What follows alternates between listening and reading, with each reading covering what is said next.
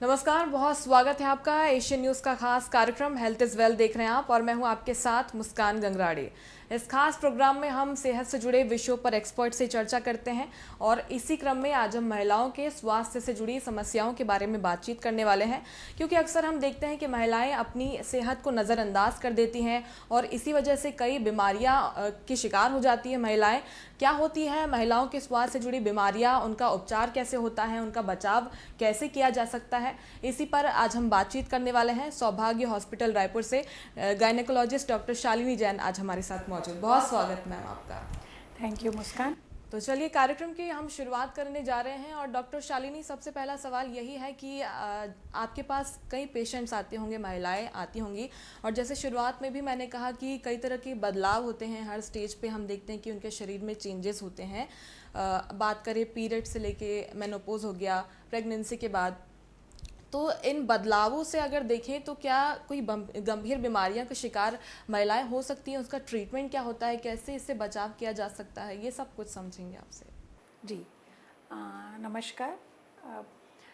हम इसको कुछ स्टेजेस में बांट देते हैं। जैसे जो अभी हम समस्याओं की चर्चा करें, ऐसे तो जीवन काल महिला का, जैसे माहवारी आप चाह रहे हैं कि हम उनकी समस्याओं के बारे में जुड़ें, तो जब से उनकी माहवारी चालू होती है तब से लेकर जब तक मेनोपॉज होता है, मतलब माहवारी बंद होती है, तो इन पूरे ड्यूरेशन में, इस पूरे अंतराल में बहुत सारे चेंजेस होते हैं।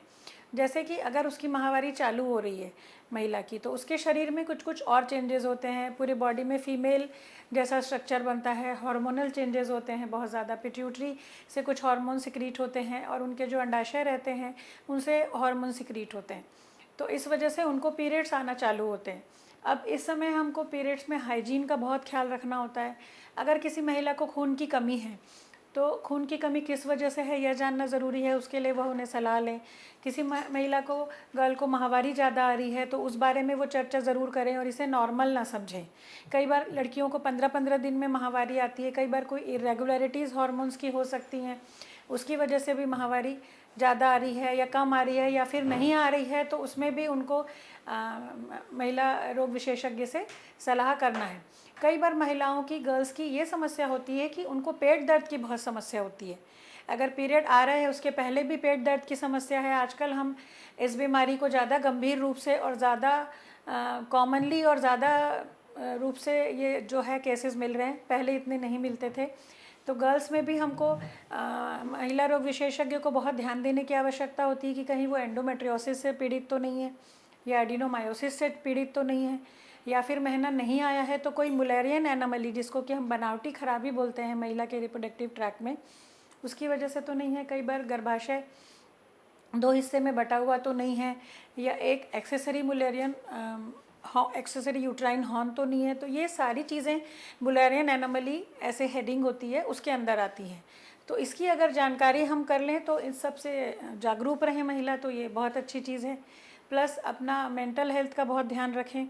अभी स्ट्रेस इंड्यूस्ड ये है, बहुत ज़्यादा मीडिया से बच्चे बहुत ज़्यादा इन्फ्लुएंस्ड हैं और एजुकेशन में भी बल्कि उनकी परफॉर्मेंस कम हो रही है। तो स्ट्रेस इंड्यूस्ड हार्मोनल चेंजेस भी बहुत ज़्यादा होते हैं, तो उनको ये सब चीज़ों का ध्यान रखना है। अपनी डाइट में प्रॉपर आयरन लें, इस बात का ध्यान रखना है, और प्रॉपर नींद लें, क्योंकि प्रॉपर स्लीप लेते हैं तो उसमें क्या होता है कि उनकी जो हार्मोन जो रहती है, बॉडी की जो रिदम रहती है, जो बॉडी का डायरनल वेरिएशन रहता है, स्लीप साइकिल और वो जो अवेक साइकिल है, वो डिस्टर्ब नहीं होना चाहिए। अब हम फीमेल्स में देखें तो फीमेल्स में उनको रिप्रोड्यूस करना है, वो एक पार्ट रहता है रिप्रोडक्शन शादी के बाद, तो उस समय भी हेल्थ और हाइजीन का ध्यान आवश्यक रूप से रखना चाहिए। परंतु आमतौर पे फीमेल्स ये समझती हैं कि खाली प्रेगनेंसी के समय 9 महीने चेकअप किया या डिलीवरी की तो ये काम ख़त्म हो गया, पर नहीं ऐसा। उनको सेक्सुअल हाइजीन क्या होता है इस बारे में जानना बहुत ज़रूरी है। मेंस्ट्रुअल हाइजीन के साथ साथ ये चीज़ की जानकारी रखना बहुत ज़रूरी है। फिर पोस्ट डिलीवरी पीरियड्स में उनके बॉडी में कुछ चेंजेस होते हैं, कुछ डिस्चार्ज होते हैं, तो उसको हमको लापरवाही से नहीं लेना है। कई बार लंबे समय तक इन्फेक्शन या डिस्चार्ज जो है बड़ी बीमारी का रूप ले लेता है, ट्यूब्स ब्लॉक हो जाती हैं और फिर वह इनफर्टिलिटी की समस्या महिलाओं के सामने आती हैं और उनको फिर आईवीएफ के लिए जाना पड़ता है। और अगर हम 40 के पास आते हैं तो मेटाबॉलिक चेंजेस चालू हो जाती हैं। कई बार महिलाएं वज़न कंट्रोल नहीं कर पाती, या अभी हम देख रहे हैं कि मोटापा बुरी तरह से पूरे इंडिया में सभी लोगों को ग्रसित कर रहा है। तो उसमें फिर उनके साथ थायराइड है, ब्लड प्रेशर है, शुगर के साथ साथ अगर हार्मोनल चेंजेस भी हो गए और महिला का जो माहवारी है वो बंद हो गया, तो जो हार्मोन्स जो उसके बॉडी में प्रोटेक्टिव काम करते हैं वो ख़त्म हो जाते हैं, जिसकी वजह से उनको कुछ यूरिनरी सिंड्रोम्स होते हैं, या नीचे वेजाइनल ड्राइनेस की समस्या आ सकती है, या बोन वीकनेस की समस्या आ सकती है। कार्डियक हेल्थ का भी उस समय बहुत एक्टिव होना फीमेल के लिए बहुत ज़रूरी है। मेंटली अपने आप को बिज़ी रखना, इंगेज रखना, ये सब बहुत ज़रूरी है। तो इस समय समय पर उनके जो जीवन के पड़ाव हैं उसमें बीच बीच में उनको मिलते रहना चाहिए। अब हम बात करें कुछ कैंसर की, तो उसके लिए भी उनको जागरूक रहने की ज़रूरत है। जैसे कि बच्चेदानी का मुंह का कैंसर है, या बच्चेदानी के जो बॉडी है उसका कैंसर है, अंडाशय का कैंसर है। तो उसके लिए जागरूक रहेंगे अगर उनके सिम्टम्स के बारे में, तो आप खुद को असेस कर सकती हैं। कब हमको सलाह लेनी है वो कर सकती हैं, ईयरली विजिट्स ले सकती हैं। ब्रेस्ट कैंसर के लिए हमको सेल्फ ब्रेस्ट एग्जामिनेशन क्या होता है ये सीख सकती हैं। तो इस तरह से अगर अवेयरनेस मुझे लगता है की है, अगर अवेयर रहें तो किसी भी समस्या का ऐसा नहीं है कि कोई जटिल रूप लेगी या बड़ा रूप लेगी। आपको बस ये जानना ज़रूरी है कि क्या नॉर्मल है और क्या एबनॉर्मल। बिल्कुल, मेरे ख्याल से आपने सारा कुछ कवर कर दिया है, लेकिन हम पॉइंट टू पॉइंट भी बात करना चाहते हैं। जैसे अगर वापस जाएं किशोरावस्था की ओर, पीरियड्स की आप बात कर रही थी, तो जब पीरियड्स आने लगते हैं लड़कियों को, कई बार हम देखते हैं कि अनियमित पीरियड्स का वो जूझती हैं उस समस्या से। किसी के 21 दिन में आ जाते हैं, किसी के 35 डेज तक साइकिल चला जाता है। तो क्या ये नॉर्मल है? क्योंकि हम देखते हैं कि कई डॉक्टर्स सुझाव देते हैं कि ये नॉर्मल है, और कई बार हम देखते हैं कि आगे चलकर ये किसी बड़ी गंभीर बीमारी का रूप ले लेते हैं। तो कैसे डिफ्रेंशिएट इसे किया जाए? कब डॉक्टर के पास हमें जाना चाहिए? अवश्य इसे हम डिफ्रेंशिएट कर सकते हैं। अभी जैसे शुरू में जो गर्ल्स को पीरियड्स आते हैं, जो मेनार्की होती है, तो उस समय शुरू में 6 से 8 साल तक पीरियड्स इरेगुलर रह सकते हैं। तो इसमें बहुत ज़्यादा घबराने की बात नहीं है, लेकिन हाँ, बीच में आप एक बार कम से कम डॉक्टर से कंसल्ट कर लें कि ये नॉर्मल है कि नहीं, कितने दिनों में पीरियड्स आ रहे हैं। जनरली जो हमारे पीरियड्स हैं वो 28 डेज़ में आते हैं। तो अगर 28 डेज़ से प्लस माइनस 5 to 7 डेज़ हो गए तो कोई बड़ी बात नहीं है, या कोई घबराने की बात नहीं है। या उससे प्लस भी हो गए, मतलब 35 डेज़ का भी साइकिल है, तो वो भी डरने की बात नहीं, क्योंकि हर गर्ल के लिए जो साइकिल होता है उसके हार्मोनल लेवल्स के हिसाब से होता है। पर शुरू में अनियमित होते हैं तो उसमें हमको स्कैन करना है, या कुछ टेस्ट के सुझाव देते हैं डॉक्टर्स, वो करना है। और जानकारी करके ये जानना है कि कुछ अलग बीमारी तो नहीं है, जैसे मैंने अभी आपको बताया कि एंडोमेट्रियोसिस तो नहीं है, या मुलेनियन एनामली तो नहीं है, या फिर कोई क्लॉटिंग डिसऑर्डर्स तो नहीं है गर्ल के बॉडी में, या फिर कोई सिकलिंग की समस्या तो नहीं है, जो कि छत्तीसगढ़ में बहुत ज़्यादा प्रेवलेंट है। और साथ ही साथ हमको एनीमिया ना हो करके, खून की कमी ना हो इन लड़कियों को ज़्यादा ब्लड जाने के कारण, इस चीज़ का बहुत ध्यान देना चाहिए। ग्रोइंग एज में रहती हैं तो उनको अपनी बोन हेल्थ का भी बहुत ध्यान रखना है, क्योंकि 25 ईयर्स तक हम अपना बोन हेल्थ जितना अच्छा रखते हैं, फिजिकल एक्टिविटी जितनी अच्छी करते हैं, डाइट में कैल्शियम रिच फूड जितना अच्छा लेते हैं, विटामिन डी जितने अच्छे से लेंगे, उतना ही आपका जो बोन हेल्थ है वो मेनोपॉज के बाद जो वीकनेस है बोन्स की, उतना आप उसके लिए कम प्रोन रहेंगी, और वो उतना ही अच्छा रहेगा आप गर्ल्स के लिए, अगर वो इस समय इस बात को अवेयर रहती हैं कि नहीं मुझे ऐसा करना है। अच्छा, एक यूटीआई करके भी एक बीमारी है जिसके बारे में मैं काफ़ी सुन रही हूँ, इसके बारे में थोड़ा आपसे जानना चाहेंगे, क्या होता है ये, इससे कैसे हम बच सकते हैं? यूटीआई बेसिकली शॉर्ट फॉर्म है यूरिनरी ट्रैक्ट इन्फेक्शन इसका। तो अभी महिलाओं में जो यूरेथ्रा होता है, बेसिकली जो पेशाब की थैली होती है उससे यूरिन पास करने के लिए एक छोटी सी नली होती है जिसको हम यूरेथ्रा कहते हैं। वह फीमेल्स में बहुत छोटा होता है, 4 सेंटीमीटर लेंथ का होता है। तो जब भी सेक्सुअली फीमेल्स एक्सपोज होती हैं तो उस जगह पे फिज़िकल वो भी होता है, फ्रिक्शन होता है, या फिर नीचे इन्फेक्शन की समस्या रहती है, तब भी उनको यूटीआई की समस्या आती है, क्योंकि वो विजाइनल इन्फेक्शन ऊपर असेंड कर जाता है यूरिन के रास्ते पे। या फिर सेक्सुअल कांटेक्ट, कई बार आजकल लिव इन का ये ट्रेंड है, या फिर मल्टीपल सेक्सुअल पार्टनर्स हैं, तो उस वजह से भी एक दूसरे का इन्फेक्शन, सेक्सुअल इन्फेक्शन जाता है। वह भी एक कारण होता है कि फीमेल्स में ज़्यादा यूरिनरी इन्फेक्शन होता है। प्लस अगर वेजाइना का पीएच अच्छे से नहीं मेंटेन्ड है, वेजाइना में कोई इन्फेक्शन है और उन्होंने इग्नोर किया है, या फिर पीरियड्स के आसपास उस समय अगर हाइजीन प्रॉपर नहीं लिया और इन्फेक्शन हो गया, तो वो उस वजह से होता है। कई बार ट्रैवल कर रही हैं, पानी कम पीना हो रहा है, वॉशरूम की कई बार अवेलेबिलिटी नहीं है, ऐसे छोटी छोटी चीज़ों को ही अगर हम ध्यान दें, पानी अच्छा पिएं, मोटापे की वजह से हमारा हाइजीन जो है प्राइवेट पार्ट्स का वो अच्छा रखें, अंडर गारमेंट्स का, पैंट्स का, क्योंकि अभी लेगिंग का फैशन है जो कि ब्रीदेबल मटेरियल नहीं होता है, उनका क्लोथ ब्रीदेबल होना चाहिए, लूज़ होना चाहिए।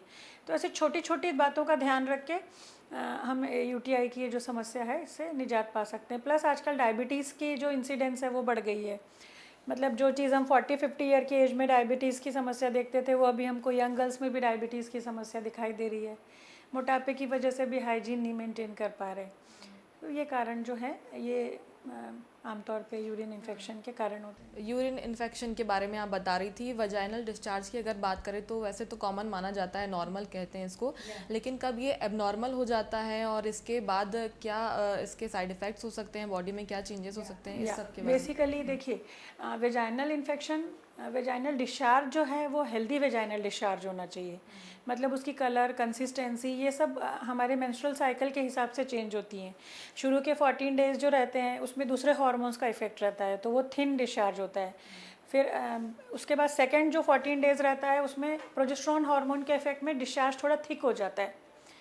तो इसमें अगर कलर चेंज नहीं हो रहा है, या स्मेल नहीं आ रही है, या पीरियड्स के सामने अगर पीरियड्स पास में है तब भी डिस्चार्ज बढ़ जाता है, पर उस समय अगर आपका हाइजीन आप मेंटेन नहीं कर रही हैं, या सेक्सुअल हाइजीन और मेंस्ट्रुअल हाइजीन अच्छे से मेंटेन नहीं कर रही हैं, तो वो पैथोलॉजिकल हो सकता है। उसमें स्मेल आ सकती है, उसका कलर चेंज हो सकता है, या फिर फंगल इन्फेक्शन होने की वजह से वो कर्डी फॉर्म में डिस्चार्ज निकलता है।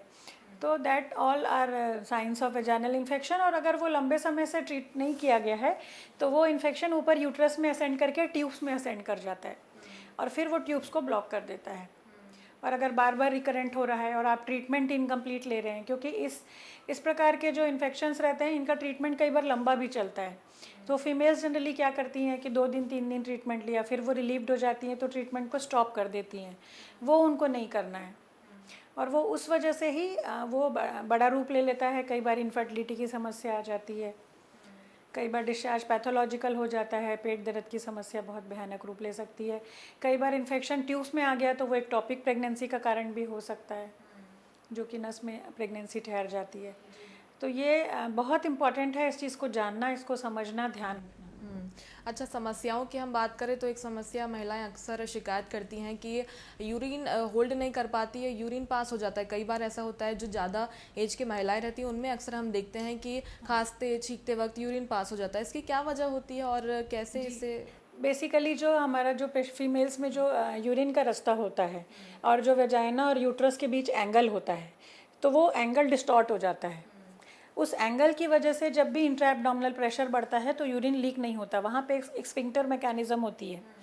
तो जैसे आप जब भी कॉन्स्टिपेशन हो रहा है या खांस रहे हैं, छींक रहे हैं, या फिर कई बार होल्ड नहीं कर पा रहे हैं, वहाँ का टिश्यू और वहाँ के जो मस्कुलेचर है वो वीक हो जाती है। हार्मोन्स कम हो जाते हैं तो मेनोपॉजल फीमेल्स में ज़्यादा समस्या आती है। या फिर चाइल्ड बर्थ के बाद वो एंगल अगर डिस्ट्रॉय हो जाता है, प्रॉपर ऐसा एक्यूट एंगल रहता है, वो लूज़ हो गए, वहाँ के सपोर्ट, वहाँ की जो टोनिसिटी है वो कम हो गई, तो वो सीधा हो जाता है, दिस एंगुलेशन इज़ लॉस्ट, और उसकी वजह से फिर वो इनकॉन्टिनेंट हो जाती हैं। तो उसको हम स्ट्रेस इनकॉन्टिनेंस कहते हैं। कई बार ब्लैडर की मसल्स वीक हो जाती हैं, उसकी वजह से भी यूरिन लीक हो जाता है ओल्ड एज में, या डायबिटिक है या कोई न्यूरोलॉजिकल डिसऑर्डर्स है, तो उसको हम डेट्रूजर इंस्टेबिलिटी बोलते हैं। वो एक अलग तरीके का इनकॉन्टिनेंस होता है। और एक होता है मिक्स्ड, जिसमें कि ये दोनों ही कंपोनेंट होते हैं। तो इसके ट्रीटमेंट के समय भी डॉक्टर्स की बहुत ये वो होनी चाहिए कि वो किस प्रकार का इनकॉन्टिनेंस है वो ध्यान दें, क्योंकि किसी चीज़ को हम दवा से भी ठीक कर सकते हैं, और कई चीज़ के लिए जैसे स्ट्रेस इनकॉन्टिनेंस के लिए ऑपरेशंस लगते हैं और वो एंगल को करेक्ट करते हैं। तो इस चीज़ के लिए शुरू से ही अपने पेल्विक फ्लोर को अच्छा रखें। पेल्विक फ्लोर के रिहेबिलिटेशन और मसल एक्सरसाइज जो है डिलीवरी के बाद बहुत अच्छे से करें। अगर वेजाइनल डिलीवरी होती है तब भी पेल्विक फ्लोर की मसल्स वीक होती हैं, और सिजेरियन के बाद भी इक्वली वीक होती हैं पेल्विक फ्लोर की मसल्स। तो पेल्विक फ्लोर रिहेबिलिटेशन जो है ये लोग अवेयर नहीं हैं इस बारे में, और वो एकदम शॉर्टकट चाहते हैं। बच्चा होने के बाद डॉक्टर्स के पास भी आते नहीं, कई बार बिज़ी ओपीडी में डॉक्टर्स भी कई बार पूरी चीज़ें काउंसिल नहीं कर पाते, जो समस्या है उतना बता दिया। तो ये जो है कीगल्स एक्सरसाइज है, या और भी दूसरे बहुत सारे एक्सरसाइज और रिहेबिलिटेशन होता है पेल्विक फ्लोर का, वो अगर प्रॉपर फॉलो करें, या कुछ रूटीन एक्सरसाइजेज अपने इसमें रूटीन में, एक्सरसाइज रूटीन में शामिल करें तो ये पेल्विक फ्लोर वीकनेस से बचा जा सकता है। बिल्कुल, इसीलिए हम ये कार्यक्रम कर रहे हैं, क्योंकि जैसे आप बता रहे कि अवेयरनेस की कमी है और झिझक की वजह से महिलाएं जाती नहीं हैं डॉक्टर्स के पास। तो जाहिर तौर पर अगर आपको कोई समस्या हो रही है तो डॉक्टर को ज़रूर दिखाएं, आप बेहतर उपचार पा सकती हैं। एक हार्मोनल इम्बैलेंस की समस्या भी खासकर लड़कियों में, महिलाओं में भी देखने को मिलती है। उसके बाद कई लक्षण उसके सामने आते हैं, कई तरह की समस्याएं जैसे पिंपल्स हो गया और भी कई प्रॉब्लम्स इसकी वजह से होती हैं। इसकी मेनली क्या कुछ वजह होती है और इसका ट्रीटमेंट कैसे होता है डॉक्टर शालिनी? जी, जैसे हम हार्मोनल इम्बैलेंस की बात करते हैं तो यह बहुत एक ब्रॉड टर्म है। इसमें कई प्रकार से हार्मोनल इम्बैलेंस हो सकते हैं। अगर मान लीजिए आपके मोटा मोटी ग्रॉस तौर पे कि आपके पिट्यूटरी के हार्मोन्स हैं, एक पिट्यूटरी एक ग्रंथि होती है जो मिड ब्रेन में होती है यहाँ पर, तो इसमें आपके इमोशनल फैक्टर्स भी बहुत रोल प्ले करते हैं। बॉडी का वेट बहुत इंपॉर्टेंट रोल प्ले करता है, आप कितनी फिजिकल एक्टिविटी कर रहे हैं, आपके एनोरेक्सिया से भी कई बार डाइट से रिलेटेड रहता है, स्ट्रेस लेवल से रिलेटेड रहता है, आपकी लाइफस्टाइल से रिलेटेड रहता है। तो अगर हम इससे बहुत प्ले करते हैं, जैसा ईश्वर ने बनाया है, इन चीज़ों को हम अपनी तरीके से तोड़ मोड़ के जीते हैं, तो उसमें क्या होता है कि पिट्यूटरी हार्मोन एबनॉर्मल हो जाते हैं। और वो पिट्यूटरी हार्मोन्स जो हैं आमतौर पे जिनको हार्मोनल इम्बैलेंस करके डॉक्टर्स कहते हैं, एफएसएच और एलएच ये दो हार्मोन्स रहते हैं, और एक प्रोलैक्टिन, ऑक्सीटोसिन, ऐसे तो फीमेल हार्मोन्स बहुत सारे हैं, उसमें थायराइड सिक्रीटिंग एडिनोट्रॉफिक फैक्टर्स भी निकलते हैं पिट्यूटरी से, जो थायराइड की उसको फंक्शन को बराबर मॉनिटर करते हैं। वैसे ही ओवरी के जो फंक्शंस हैं उसको मॉनिटर करने में ये दो हार्मोन्स बहुत इंपॉर्टेंट होते हैं, एफएसएच और एलएच। तो अगर ये हार्मोन्स एबनॉर्मल हुए तो फिर जो ओवरी से प्रॉपर ईस्ट्रोजन प्रोजेस्टेरोन का सिक्रीशन होता है वो डिस्टर्ब हो जाता है, और फिर आपके पीरियड्स एबनॉर्मल हो जाते हैं। तो दिस इज़ अ बेसिस। इसमें योगा मेडिटेशन का भी बहुत रोल है, फिजिकल एक्टिविटी का बहुत रोल है, डाइट का बहुत रोल है। डॉक्टर्स जो सलाह देते हैं प्रॉपर उसको रेगुलर करने के लिए हम कुछ पिल्स देते हैं या फिर कुछ सिंपल चीज़ें बताते हैं, तो उसको अगर हम फॉलो करें तो काफ़ी हद तक ये चीज़ें बेटर हो पाती हैं। कई बार क्या है, लोग अबॉर्शन पिल्स खा लेते हैं, प्रॉपर उसको फॉलो अप नहीं लेते। तो ऐसे बहुत सारी चीज़ें हैं जिसकी वजह से जेनाइटल सिस्टम जो है वो डैमेज होता है, प्लस वो negative feedback positive feedback mechanism से पिट्यूटरी को भी कंट्रोल करता है।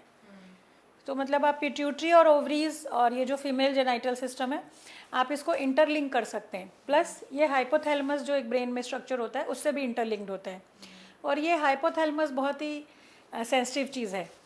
अब इसमें जो आपको मैंने बताया ना कि अगर आप एक्सेसिव डांसिंग कर रही हैं या एक्सेसिव फिजिकल एक्टिविटी कर रही हैं तब भी पीरियड्स बंद हो जाते हैं, जैसे एथलीट्स में होता है।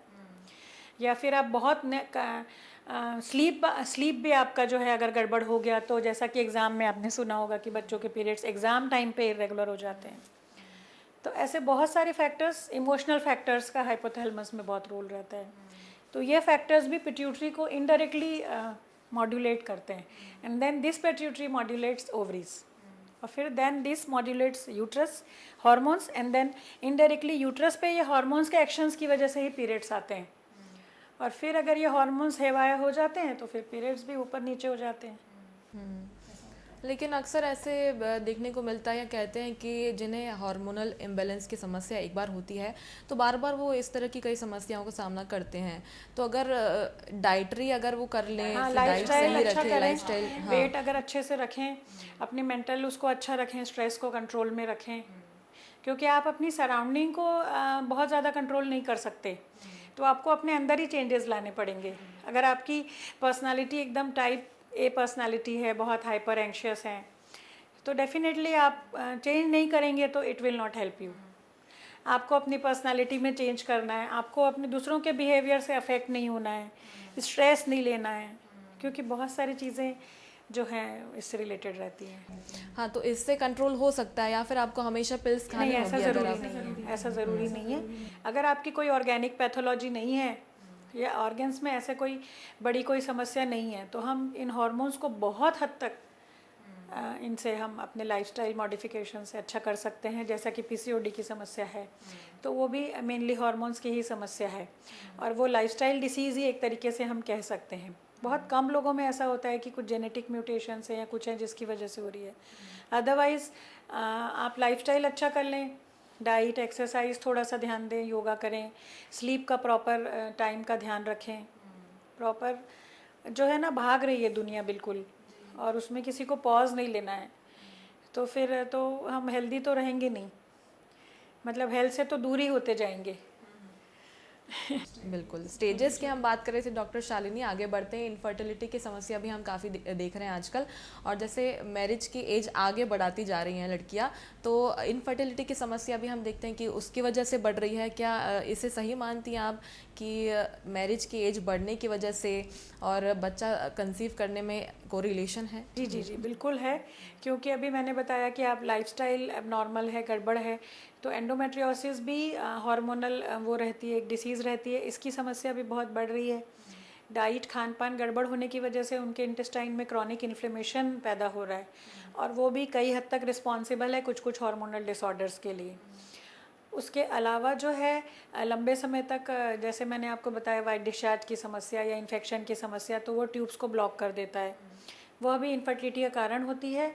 और साथ ही साथ एज को हम कभी नहीं रिवर्स कर सकते, तो एज के कारण जो ओवम की क्वालिटी है वो हैम्पर हो जाती है, और स्ट्रेस लेने से जो ऑक्सीडेटिव डैमेज होता है ओवम में, फिर वो रिवर्स नहीं हो पाता कई बार, या स्पर्म की क्वालिटी पुअर हो जाती है मेल पार्टनर्स में अगर कुछ इश्यूज़ रहते हैं तो। और स्ट्रेस, कई बार खाली स्ट्रेस लेते हैं, और अगर हम स्ट्रेस रिड्यूसिंग मेजर्स यूज़ करते हैं तो उसमें भी हम काफ़ी हद तक इनफर्टाइल पेशेंट्स को, जो अनएक्सप्लेन इनफर्टिलिटी के पेशेंट्स हैं, उनको हम बेटर कर पाते हैं। तो मतलब अभी हमारी ये सलाह होगी कि मतलब एज अगर मैरिज कर ली है, बहुत लेट मत करें, क्योंकि महिलाएं कैरियर और उसके बीच में कई बार नहीं कर पाती किसको चुने। लेकिन करियर आप 3 साल बाद भी कर सकते हैं, आपको माइंडसेट चेंज करने की और एटीट्यूड को थोड़ा सा चेंज करने की ज़रूरत है, पर फिर आप इसमें आप फ्रस्ट्रेशन में और स्ट्रेस में चले जाते हैं, जो आप इससे बच सकते हैं। लेकिन आजकल इसके ट्रीटमेंट भी आ गए हैं, सॉल्यूशंस भी आ गए, जैसे आईवीएफ की अगर बात कर लें, एग फ्रीज भी करवा सब रही हैं करते कई हैं, लेकिन लड़कियां। अगर वो बहुत कंपलसरी हो तभी करना चाहिए, क्योंकि हर चीज़, कोई भी चीज़ खाली ब्लेसिंग के साथ नहीं आती, सब चीज़ों के साथ आती है। तो ऐसा नहीं है कि वो हमको दिखता है तो वो बहुत इजी है। एक आईवीएफ जिसने मदर ने कंसीव किया, आप उनसे मिल के पूछिए कि कितने पेन्स, कितने injections, apart from financial things, कितने फिजिकल और मेंटल बर्डन के साथ वो फीमेल जाती है। तो जो भी आर्टिफिशियल तरीके से है वो बिना उसके नहीं मिलेगा, जो नेचुरल तरीके से है वो आपको सिंपल तरीके से अवेलेबल होगा। तो हमको बहुत ज़्यादा उस समय करियर को एनी हाउ टू मैनेज, वो थोड़ा बैलेंसिंग बहुत ज़रूरी है, क्योंकि फ़ीमेल को रिप्रोड्यूस तो करना ही है, तो उसको अपनी लाइफ में प्रायोरिटी सेट करके अकॉर्डिंगली करना चाहिए प्लान उसकी फर्दर लाइफ जो है। ठीक है, तो ये सलाह रही डॉक्टर शालिनी की। जो महिलाएं बच्चा कंसीव करना चाहती हैं, तो एक सर्टेन एज की अगर बात करें डॉक्टर शालिनी, तो कौन सी प्रॉपर एज रहेगी कंसीव करने के 30 लिए? ईयर के पहले कंसीव हो जाए, 30 ईयर के पहले हो जाए तो बहुत अच्छा है। और हम जैसे प्रॉब्लम्स की बात कर रहे थे, छोटी छोटी प्रॉब्लम्स की पहले हमने बात करी, पीसीओएस की बात करी, पीसीओडी की अगर बात कर ले, यूटीआई की बात कर ले, तो क्या ये आगे चलकर किसी बड़े कैंसर में तब्दील हो सकती है, जैसे सर्वाइकल कैंसर हो गया? जैसे पीसीओडी हार्मोन से रिलेटेड समस्या है, तो हार्मोन से रिलेटेड जो भी कैंसर है, जैसे कि एंडोमेट्रियल कैंसर है, जो यूट्रस की बॉडी का कैंसर होता है, या फिर ब्रेस्ट कैंसर है, ये हार्मोन डिपेंडेंट ऑर्गन्स हैं। तो जब एबनॉर्मल हार्मोन्स रहेंगे तो फिर उनके केसेस में जो एंडोमेट्रियल कैंसर के चांसेस हैं वो 3 to 4 टाइम्स मोर होते हैं जनरल पॉपुलेशन से। ब्रेस्ट कैंसर के इंसिडेंस भी मोर होंगे, क्योंकि उनके पीरियड्स लेट में आते हैं, तो एस्ट्रोजन हार्मोन एक्सपोजर उनकी बॉडी में ज़्यादा लंबे समय तक रहता है, और हाइपर एस्ट्रोजेनिक कंडीशन उनकी बॉडी में लंबे समय तक रहने की वजह से they are more prone for these cancers. So definitely उनका जो मेटाबॉलिक प्रोफाइल है और ये सारी चीज़ों को उनको केयर लेना चाहिए। अच्छा, एक सवाल सिजेरियन डिलीवरी को है। जैसे अभी पहले की तुलना में अभी बात करें तो ट्रेंड में तो यही है, चलन में सिजेरियन ही चल रही है। इसके साइड इफ़ेक्ट्स की अगर बात करें तो क्या इसके साइड इफ़ेक्ट्स होते हैं, और नॉर्मल डिलीवरी और सिजेरियन डिलीवरी के बाद शरीर में जो बदलाव आते हैं, इन दोनों में कितना अंतर होता है? अच्छा, देखिए अभी हम सिजेरियन की बात करते हैं, तो ऐसा नहीं है कि सिजेरियन जो है it is more and vaginal deliveries are less, because होता क्या है कि जैसे अभी लाइफस्टाइल है लोगों की, या एज फैक्टर है, बहुत ज़्यादा एज फैक्टर होने की वजह से या लाइफस्टाइल होने की वजह से बहुत सारे कॉम्प्लिकेशन से महिलाएं जूझ रही हैं। जैसे प्रेगनेंसी इंड्यूस्ड हाइपरटेंशन है, या प्लेसेंटा का लोकलाइजेशन ठीक नहीं है, या प्रेगनेंसी बहुत प्रीशियस है, इनफर्टिलिटी के बाद ट्रीटमेंट लेने के बाद रुकी है, और महिलाओं के एज के साथ जो शरीर में चेंजेस रहते हैं उसमें क्या होता है, मसल्स की इलास्टिसिटी कम हो जाती है, बोन्स की इलास्टिसिटी भी धीरे धीरे कम होने लगती है क्योंकि वो फिज़िकल एक्टिविटी नहीं कर रही हैं। तो ये जो इवोल्यूशन फेज़ है, मतलब ये जैसे जैसे जो मानव जाति और जो उनके शरीर की जो चेंजेस हो रही हैं बिकॉज ऑफ लाइफस्टाइल, उसको हम रिवर्स नहीं कर सकते। तो उनका जो हेड है, अभी हम खुद अपनी प्रैक्टिस में देखते हैं कि 7-8 ईयर्स के पहले जो हम देखते थे पेशेंट्स, उसमें जो बेबी का हेड अच्छे से प्रॉपरली इंगेज हो जाता था, बोन में, पेल्विक बोन में एंटर कर जाता था और वेजाइनल डिलीवरीज होती थी।